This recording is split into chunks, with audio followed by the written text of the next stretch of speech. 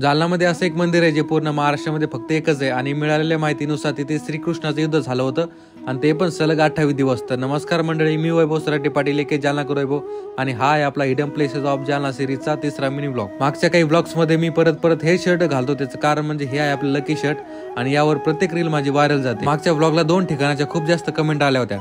तर आज ते शर्ट घालून आणि तोच मित्र घेऊन निघालो त्या ठिकाणी जिथे दुसऱ्या राज्यातील लोक दर्शनासाठी येते, पण आपल्या जवळच्या लोकांना ते ठिकाण अजून माहिती सुद्धा नाही. आणि ते ठिकाण म्हणजे जामखेड मधले जामवंत महाराज आणि मत्स्योदरी देवी. जालन्याच्या अंबड तालुक्यामध्ये ते मंदिर आहे आणि जालन्यापासून फक्त 35 ते 40 किलोमीटर अंतरावरती आहे. रोड एवढा चांगला आहे की आम्ही फक्त अर्ध्या तासामध्ये तिथे पोहोचलो आणि तिथे पाहिलं तर कोणीच नव्हतं आणि ती गोष्ट आमच्यासाठी चांगलीच होती, कारण आम्ही फोटो आणि व्हिडिओ एकदम निवांत घेऊ शकत होतो. मंदिर आणि मंदिराचा परिसर एकदम भारी आहे आणि हे आहे जामवंत महाराज घ्या दर्शन.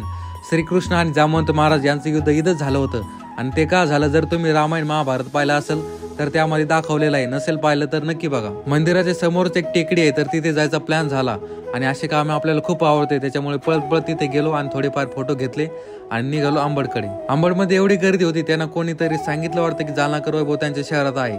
आणि अंबडमध्ये तुमचा फेवरेट ब्लॉगर कोण आहे कमेंटमध्ये नक्की सांगा. आम्हाला घ्यायचं होतं मत्स्योदरी देवीचं दर्शन आणि इथलं मंदिर पाहून एकदम डोळे तृप्त झाले. आतमध्ये जाऊन दर्शन घेतलं, कॅमेरा बंद करावा लागला, नाही तर 500 रुपये दंड भरावा लागला असता. मी पहिल्याच वेळेस इथे आलो, ते पण तुमच्या कमेंटमुळे. पुढचं ठिकाण तुम्ही कमेंटमध्ये नक्की सांगा जे की जालना जिल्ह्यामध्ये आहे. मी नक्की जाण्याचा प्रयत्न करेल.